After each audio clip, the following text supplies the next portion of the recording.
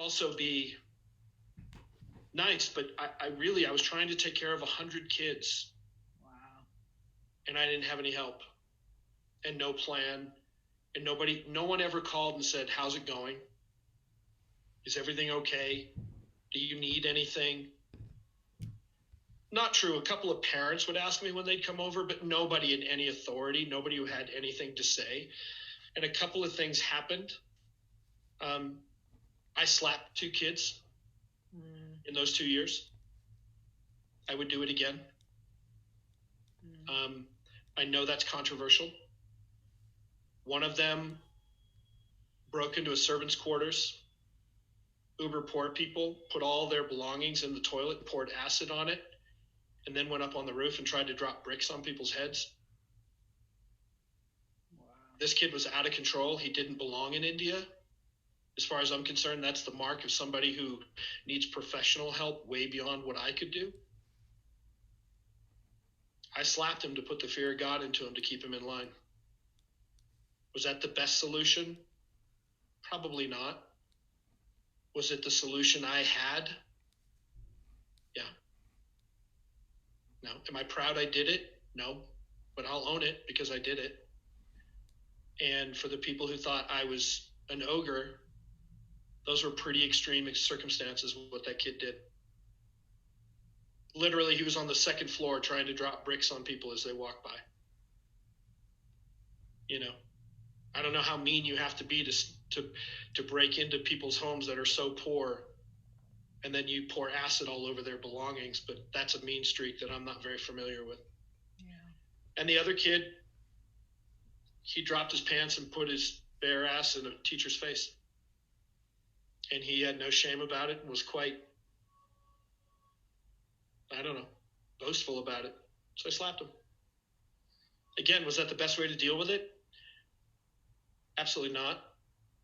But I was by myself, and I felt like if I didn't maintain such control, there would be really bad consequences. Like kids would get hurt.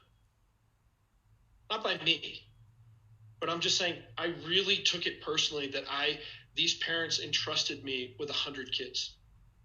I was responsible for the safety and the well-being of 100 kids. And I did the best I could. And the best I could wasn't always good enough. But 25 years old with no training and no help. Right. And I had other staff members there, and they were all useless. Useless. Sweet. Nice. Useless. So I don't know, it really, and one of the things that happened is I went from a call security where I went, you know what? The Searching Sub built that company. It's his. He can run it any damn way he wants. And if you're an adult and you want to work there, that's on you. But I'm in India with a bunch of kids who didn't ask to be here. Yeah. And what we're doing to these kids, they have no choice. They didn't ask for no laundry service. And that's bullshit if you're saying you're trying to make them tougher.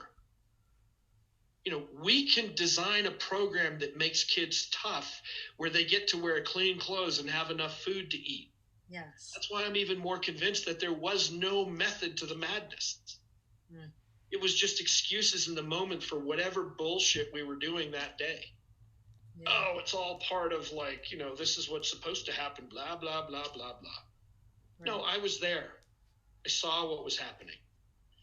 I saw, I had kids there that shouldn't be there, that had learning disabilities, that were on the spectrum, that really needed help that certainly I couldn't give them, and neither could anybody else there. And so I also spent a lot of time focusing on a small number of kids that were trouble. And not trouble because they were bad kids, but trouble because of whatever they had going on, this program did not serve them. Right. and we had kids who didn't belong there. They were kind, sweet, and gentle. They were not hard. They were not tough. And this program had nothing for them. There was nothing soft or kind or gentle about this program. Get up early, do lots of physical everything, clean your room perfectly. Creativity? Art? I don't know anything about that. Go sharpen a stick and run out in the field and spear pigs. I don't know. That's what the boys did. Like it was just weird. It was a very weird situation. And that's when my relationship with the searching sub started to deteriorate. That's when I really stopped hanging on. No, hanging is not the word. That's when I didn't stop listening to him. Right up until the time he died, I would listen to what he had to say. But I would listen with no emotion. I would evaluate it. And basically, I was distrustful is a good word. Okay. I was distrustful of whatever he said. And then I would evaluate it and decide if I could trust it. And so at the end of that 2 years, I said, I could stay here.